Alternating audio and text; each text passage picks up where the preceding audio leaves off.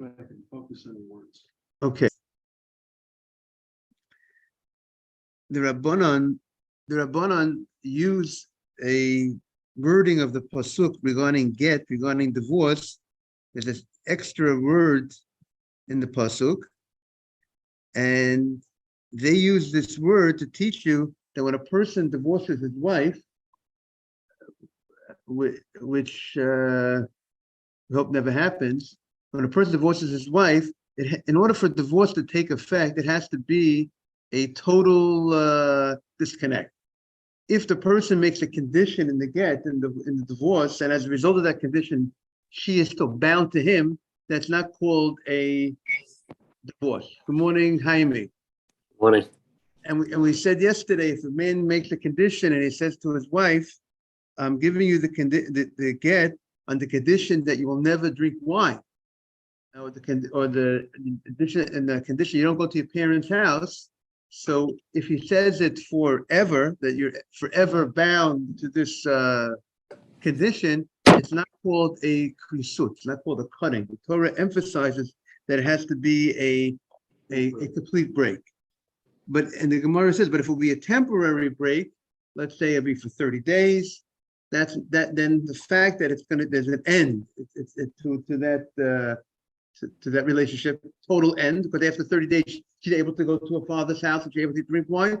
We look at it like a complete separate cutting off, and that would be fine. That would be a proper get. So the Gemara says, but what is the other opinion? Rabbi Yossi Haglili, the Ida, Rabbi Yossi Haglili, how does he learn this law? Because he uses this pasuk that the rabbis learned it from. He uses it for some other teaching. So how does he know that? Where does he derive this law? The Gemara says, "Mikareit krisut nafka." He learns that, Jaime, I'm sorry if it's a little, the computer is a little maybe, yeah. So he learns it because the Torah says the word, "V'nasan la sefer krisut." He gives to his wife a sefer, which Rabbi Yossi Haglili translates as a document that separates them, that cuts them off from each other. The Torah could have used the word sefer karet, a sefer cutting off. Why does the Torah use the word sefer krisut? It uses extra letters. So he says the extra letters, by saying sefer krisut, is teaching us this law. This law that it has to be a total cut between the husband and the wife, and if she's still going to be tied to the husband with the get and she's with the bill of divorce, she's still tied. That's not called the cutting off. The extra letters in the word krisut teaches us this law. That is Rabbi Yossi Haglili's position. That's his source for that law. Correct. Krisut could be karet, like the same word karet, which means the Rambam says when the certain, let's say a person's mechalel chas v'shalom Shabbat, so it's karet. If there's a court, it also would get mitzvah bezin. There's certain sins that only get karet and don't get death by the court. But let's say a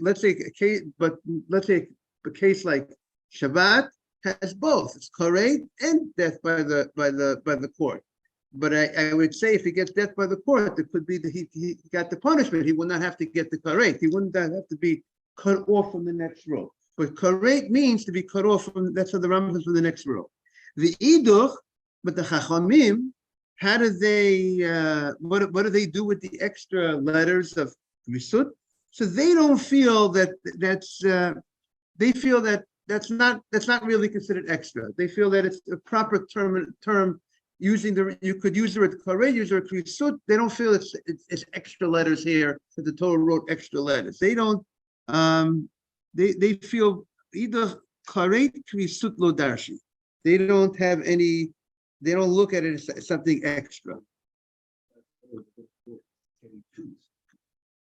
However, okay, right. It's all part of this from the same shoresh. Karet, kritut. There's two extra letters from karet to kritut. Right, but it's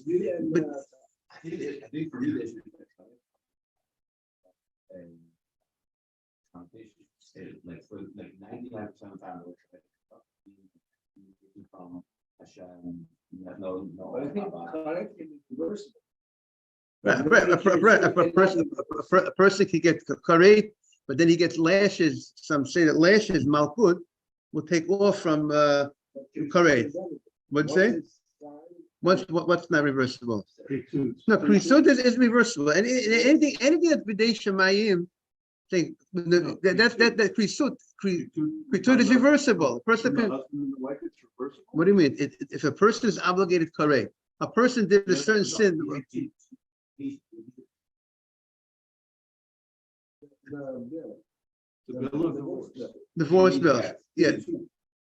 Is Right. it reversible? What do you mean? What do you mean it's reversible? Once you give the get, is it reversible? What's the question? No, once you give the get, yeah. Karet is reversible, b'dei shemayim. Bitut might be non-reversible. Right. Once you give the get, now it's possible that a person could remarry certain women. That's reversible, right? That's a new action of new marriage. I know one guy that divorced his wife and he remarried. What? I know one person that did that such a. What? 24B, now we're B2. Yeah, 24B2. So meaning there are abundant probably hold that each word could be used. It's not like, and therefore they don't look at it. If there's something is the common word that's used, and then you go ahead and you say it, and you say something else, so then that you went above and beyond. But if this is appropriate word to be used, they don't feel that there's something extra here that the Torah went ahead and went out of the norm. This is the normal word that the Torah they feel we could use for describing. Reversible versus non-reversible supports the Chachamim saying there's nothing extra in the second word because it's a different condition. Yeah. Okay. Morning, Mr. Haber. Okay, so now we're getting to a new Mishnah. We are on 24B2. We want to thank Dr. Navid for the picture, the Ozo Hadar, beautiful pictures in the book, where they have the beautiful picture of how you make a sukkah between trees. And you made the sukkah. Now remember, you can't have the trees, you can't have the leaves of the tree over as overhead. You have to be very careful that you can't have the only thing that's on top of you is your schach.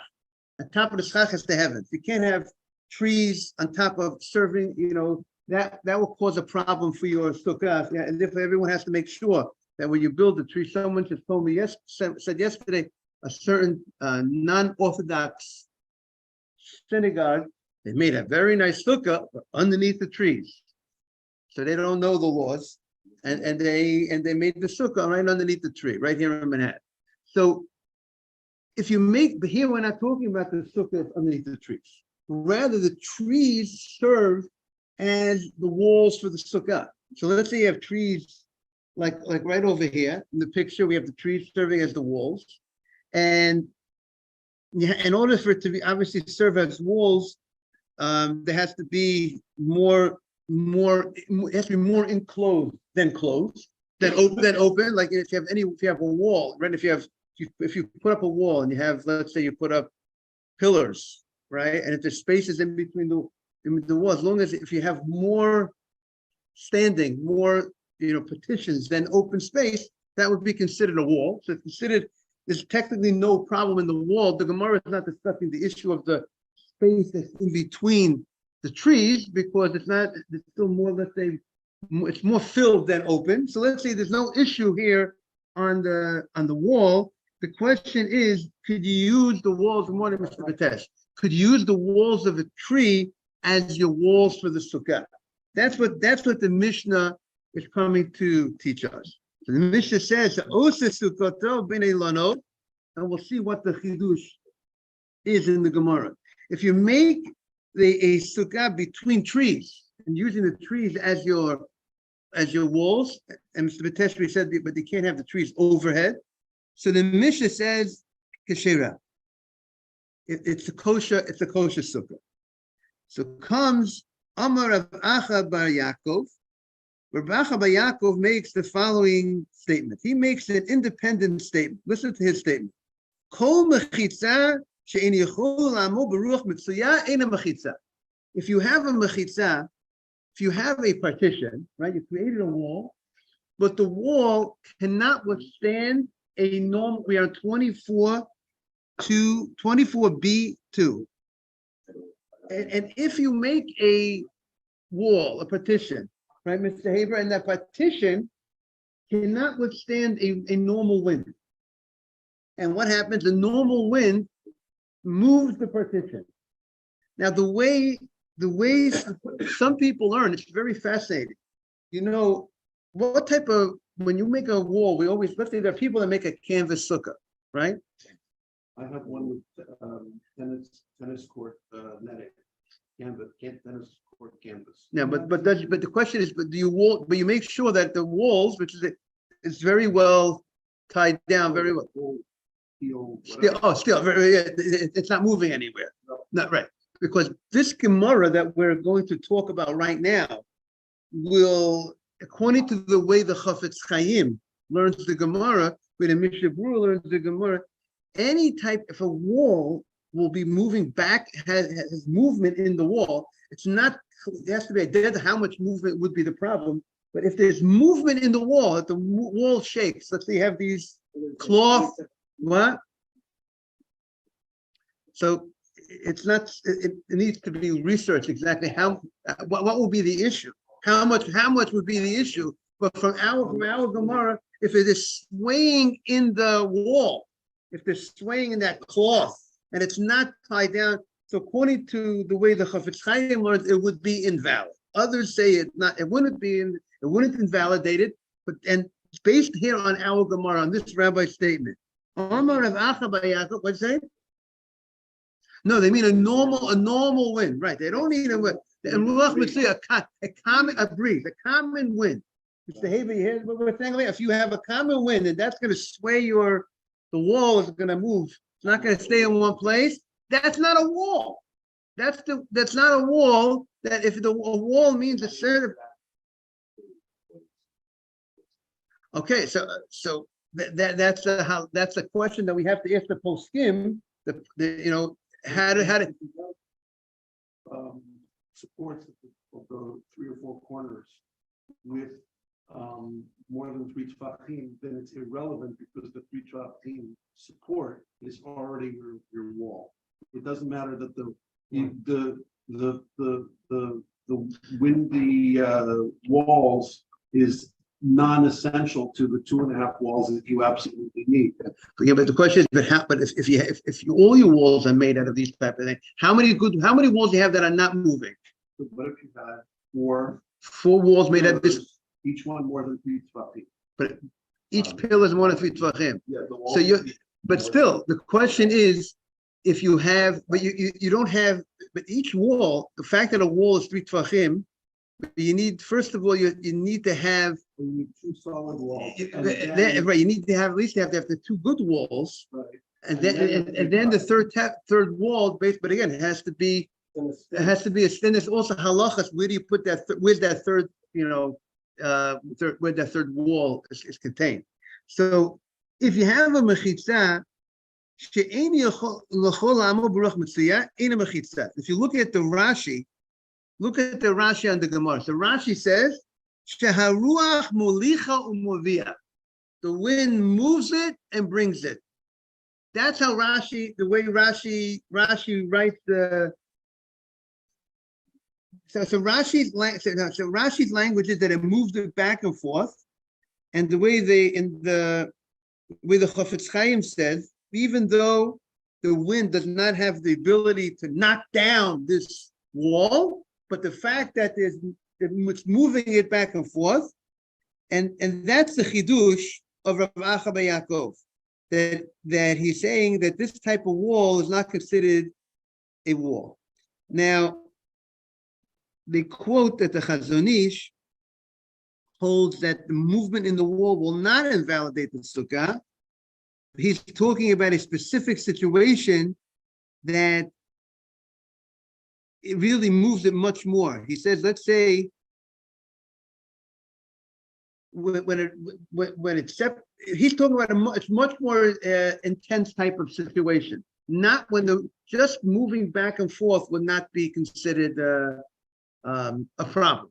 If the wall stays, and it's just the fact that there's movement in the wall, the Chazon Ish doesn't hold it's a problem, but the way the Chofetz Chaim seems to learn, it would be a problem. So anybody who relies on these type of cloth type of sukkahs have to make sure that they're always tied down very well.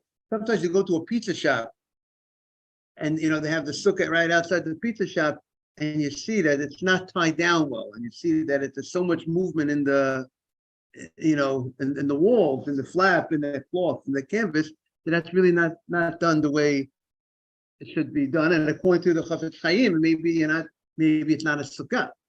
And remember, eating outside a sukkah is a violation of if you eat bread. If you have a bread meal outside a sukkah, or you have pasta meal, or you have any mizonot meal that you have a meal on, and that would be a violation of the law of eating outside of sukkah. You cannot eat anytime during the days of Sukkot, including Chol Hamoed, can have a bread meal or mizonot meal outside the sukkah. It's interesting that what did you say? Unless it's raining, it's coming down, that it's really disturbing you to a point that if you would have this leak in your house, you would move away. That type of rain that would ruin your food. You have a nice soup and it ruins your food. It's interesting that it seems there's a difference between the Rabbi Yosef Cairo, the Sephardi, the Moran on Shulchan Aruch, and the Ashkenazim in exactly, let's say, he only requires a sukkah. You have to go to a sukkah if you have anything that's bread, you have a bread meal or mizonot meal. The Moran HaShulchan Aruch, Rabbi Yosef Cairo. But if you have fish, if you're having a fish meal, if you're having fish meal, meat meal, chicken meal, he doesn't say that you're required to sit in a sukkah if you're having a steak dinner without any bread. He doesn't require it. However, the Chofetz Chaim brings down that there many are strict, are machmir, are strict. If you're having a meat, you're having a formal meal. You're not having a snack. You're having meat, chicken and potatoes, or you're having a fish meal. He says you should be machmir and go to have that meal in a sukkah. You would not say the bracha of leishev b'sukkah, as you know. When you have a bread meal on Chol Hamoed, on Yom Tov, you say the kiddush, and during the kiddush, at the kiddush, you say the leishev b'sukkah bracha. But if it's during Chol Hamoed, what do? You say the hamotzi lechem. If you're having bread, you say hamotzi lechem min aretz. And then right after you say the bracha hamotzi lechem min aretz, you say the bracha Hashem Hashem b'shotav b'sivanu leishev b'sukkah. But you would not say it, but to say that bracha leishev b'sukkah, it has to be specifically a bread meal or a mizonot meal, like pasta or those type of. Even the question is if you have in the morning cake and coffee for breakfast. So that's the question. If you're making it as a meal. So many say you would say the bracha leishev b'sukkah because it's mizonot and it's a meal. Because you're making it as a meal. It's mizonot and you're having it as a meal. Some might not say the bracha leishev b'sukkah in such a situation, but that's something that you have. Right. More than a kibbutz. I mean, it's not. I mean, it's a cup. It's only 2 ounces. 2 ounces, only 2 ounces. 50 cents, only 2 ounces. An ounce. Right, because right. But twice, right? Like Dr. Navid said, if you eat less than 2 ounces, that's called a temporary eating. Correct. Less than 2 ounces is temporary. 2 ounces is not too much. For men, it's not too much. Maybe for women, it's a lot. But 2 ounces for men, it's not a lot. And so if that's the size of bread that you need to eat in order to be obligated or to say the leishev b'sukkah also. If you have less than a kibetza of bread, you will not say the bracha leishev b'sukkah. Okay. So wine. Excellent. Moron Machaber and the Rabbi Yosef Cairo writes you can have wine outside the sukkah. The Chofetz Chaim writes that if you have wine in a formal setting, the boys are going out to drink. We're drinking, not having it as a little drink. Let's say then you would have to, again, we would be strict. We would say if you're having wine, you should have it in the sukkah. If you're going to drink in a formal setting, we're going to drink. Not they have a little drink of wine as a snack. You know, I recall that in Baltimore, in the Gouda of Israel, Baltimore, Rabbi Heinemann's Gouda, they would make Havdalah in the shul, and they drank the wine. I don't know how much they didn't go make sure to make the Havdalah in the sukkah. We're not going to drink the wine in a formal setting. We're just a little bit of, we're having a little, just big Havdalah. You have a little cup of wine. It's not a real kviyut. You're not really setting yourself. But there's an amazing idea in the Shulchan Aruch. The Shulchan Aruch said, he says, what do you need to eat in the sukkah? You have to have bread in the sukkah, mezonot stuff in the sukkah. Wine does not require sukkah. But then he says, but if a person is careful not to have anything outside the sukkah, even water outside the sukkah, harizeh meshubach. That's a very praiseworthy person, a person who doesn't have anything outside the sukkah. Everything you have inside the sukkah. Even so, if he's having water, it's not the shape of sukkah. Right, even if he has the water, it won't be leisha b'sukkah, and he has the chicken, it won't be leisha b'sukkah. Yeah, if the only things you say leisha b'sukkah will be the bread and the mezonot in a formal way. You're having the mezonot in a formal, as the kviyut, not a snack of mezonot. You're having it as, but yet in the same breath he says, so to speak, but it's very praiseworthy for the person who has everything inside the sukkah, even water. Now, what is that? Now, I want to say, I want to be a praiseworthy person. I want to be a person that is I'm doing things that's a positive thing. That meaning we say in Haggadah Shel Pesach, the more you talk about Egypt, the Exodus, the more you go in detail. That's a very praiseworthy thing to do. You don't have to stay up. Technically, you don't have to. There's a certain amount that you have to talk about the Haggadah. But the more you talk, the better it is. What does it show? It shows your love for the mitzvah. So the same thing is, if we have an opportunity to do the mitzvah of Sukkah. We have a sukkah right next to our house. People have it in their backyard.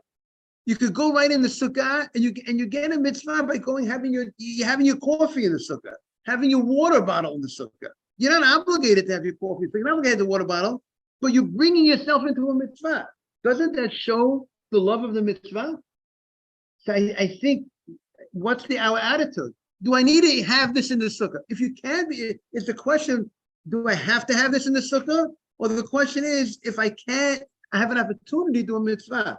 I can bring myself in a mitzvah, so why shouldn't we try? I think the mindset should be, right, technically the sukkah is supposed to be your home.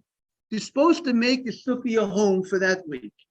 Whatever, now we have, whatever. You're supposed to make the sukkah your home. Now, why are you allowed to have snack outside the sukkah? Because just like in your home, you snack outside your home. So the same way you snack outside your home, so the sukkah became your home, so you can snack outside your sukkah. That's the reason why you can have snacks. Why can I have a snack outside the sukkah? Because I snack outside my house. I snack outside my sukkah. I eat in my house. I eat when I have a meal. I don't eat a snack. I eat in the house. That becomes my. If I have to have the formal meal in the sukkah. So I just think we should have the right attitude and bring it. We go ahead and we go to a Judaica store. We buy a pair of tzitzit. We bring ourselves into the mitzvah. It shows you that we want to bring ourselves into the mitzvah. I don't have a four-corner garment. I go to buy a four-corner garment to bring myself into the mitzvah. So if we have the opportunity, and I would say I'm going to add another thought that I want to add. Technically, if you don't have bread, right? Let's say I'm going to have chicken. I'm going to have a chicken meal, chicken and potatoes, meat and potatoes. And if I don't have bread, technically let's say I don't have the obligation of sukkah, correct? And not a bread, but you know what? Why shouldn't I try to wash on bread? Maybe only if I have diet concerns, but maybe I should, after Sukkot, I'll go on my diet, and maybe I could bring myself to the obligation of the mitzvah. I could bring, by washing on bread, what did I do?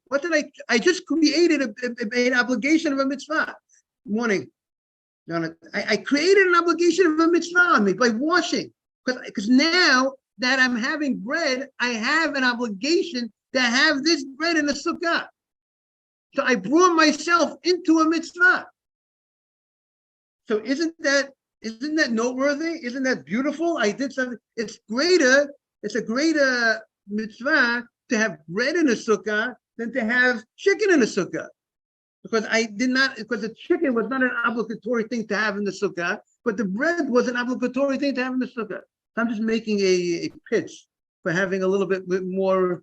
And anyways, there's a special mitzvah of Succah every day of Sukkot, including Chol Hamoed. So you should try to also, when you have a meal, it's more festive.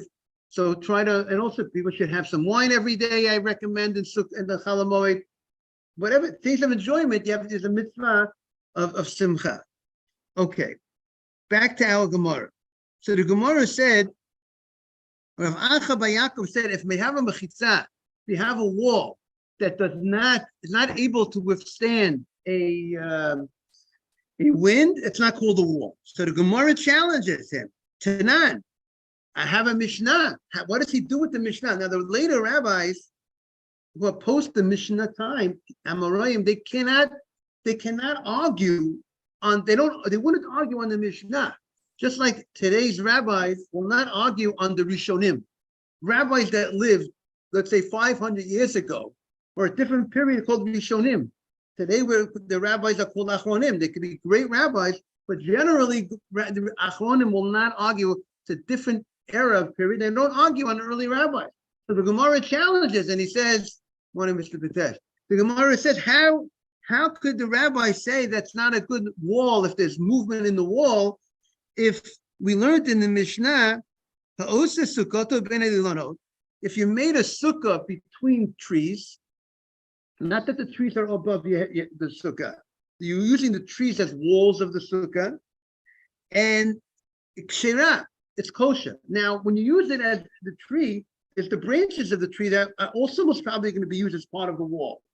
And the branches, there's branches are movement.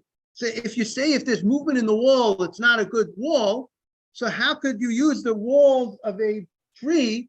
How could you use a tree as a wall for your sukkah? That's the Gemara's question. It's moving back and forth. So the Gemara says,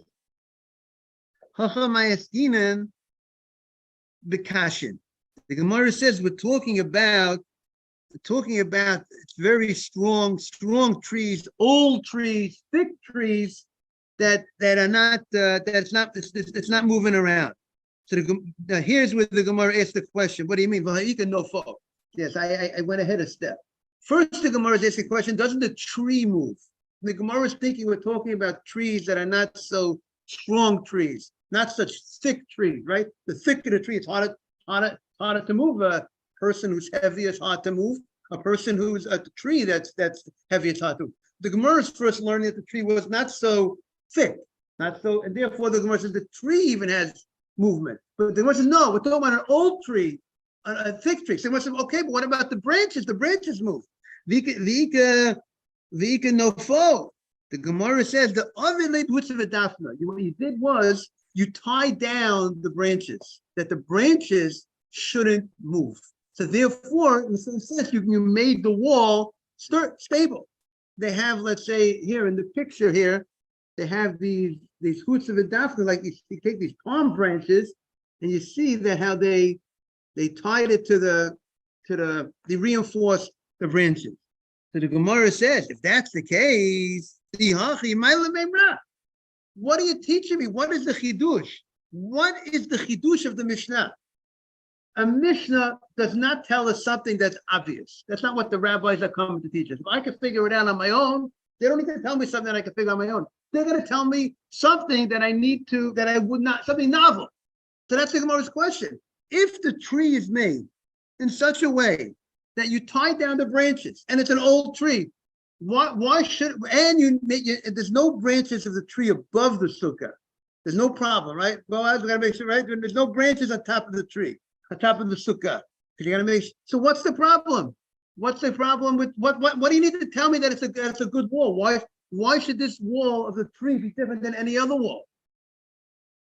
So the Gemara answers, Mao de tema nigozer duma atil leshtumishim ilan kamash malon. You know, we have a thing that you can't climb a tree on Shabbat or on Yom Tov. You can't use a tree. You can't put things on top of a tree on Shabbat or Yom Tov. I want to put my my talit, my siddur on top of a tree. I can't use the tree on Shabbat. What's the problem? Because I might come to cut off a branch from the tree. So therefore, there's a rabbinic concern. The rabbis are here to protect us, just like the rabbis are going to protect us this Shabbat. This Shabbat, we don't take the lulav and etrog. Why don't we take the lulav and etrog this Shabbat? Because the rabbis, right, Aaron? The rabbis want to protect us. We should come to carry on Shabbat. Not all places have a roof. Not all places. There are places that are they can't make an eruv, and therefore, in order to protect us, the rabbis say you can't go ahead and what? We better don't take the lulav and etrog this Shabbat. Same thing on Rosh Hashanah. Then possibly coming to violate the Shabbat. And Rav Eliyahu Lapian, he points out, look at the holiness of Shabbat. The rabbis are concerned that maybe a person unintentionally will come to carry the shofar. Unintentionally will come to carry the lulav. For the possible unintentional violation of Shabbat, the rabbi said, don't do this, stay back, don't take the lulav. You're not going to get credit for the mitzvah of lulav this Shabbat. And the Torah says you have a mitzvah to take a lulav this Shabbat. There's a biblical mitzvah in the Torah, take a lulav this Shabbat. But the Torah gave power to the rabbis to ensure the protection of the Torah, and therefore the rabbis were able to go ahead and say such a thing, to say, hands off, no lulav, no etrog the Shabbat, we're protecting the Shabbat. It's a fascinating, I think it gives us a little appreciation of what Shabbat is all about. The power of Shabbat and how important it is that people should be on top of their game, not to forget, not ever to forget. Rabbi, I forgot I turned on the light on Shabbat. So I would ask I don't, if I want to be, strong with the guy, I would say to him, but I'm not such a strong type of guy. Did you ever forget your name? How do you forget on Shabbat? You never forget your name, but you forget it was Shabbat and you turn on the light. So why do you forget? Why do you forget it was Shabbat? Because it's not enough in you, the Shabbat. Because if it's more in you, you wouldn't forget there was Shabbat. Right, Mr. Haber? Am I saying okay, Mr. Haber agrees. Yeah, yes, we don't, it's I mean, for sure, the lulav for sure. We have to look in the halacha regarding the etrog, but and hadasim also be what? It's a place that you need, you can move it. Sitting on your dining table. There are certain, we have to look up, because certain mukseh you have a right to move, and certain mukseh you don't have. If something has no use and it's not a utensil, so that has to be looked at. Good morning, Mr. Vitesh. Okay. So the Gemara says the following. Tashma. The Gemara, we have another case the Gemara says. Tashma. Or maybe we'll say, maybe when we have 2 minutes left, maybe we'll just say one more idea on the holiday of Sukkot. It's interesting that we learned that the schach that's on the Sukkah has to be made from material that's not Mekabel Tumah. You can't put iron, steel on your ceiling of Sukkah. It has to be something that grew from the ground and detached from the ground. And it's not able to if you look up at the schach, the materials are very specific materials that are used for schach. Not something that cannot receive contamination. So I think the idea is, there's an idea we wanted to say through our learning here in the class, that you're leaving your house. Sukkah is a holiday where you're leaving your house, you're going outside your house. And that's when you're going into the Sukkah. But I think the idea is in life, when you leave your house, that's where it's very prone people become contaminated. When you have the house, you have the protection of your house. But outside your house, you're more vulnerable. So the halacha is, we sit in a sukkah, we cover ourselves with items that cannot receive contamination. And maybe we go outside to the outside world. There's a lot of tumah. There's a lot of abilities to become contaminated through the world. The world is getting more contaminable every day, more tameh every day.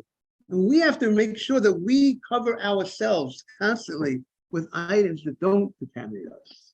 And that maybe it's like a deeper lesson of holiness. We're coming off of Yom Kippur, state of holiness. We have to remain pure. And therefore, we have to stay away from anything that contaminates us, the family.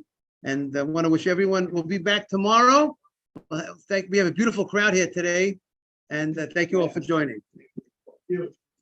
Thank you. Everybody.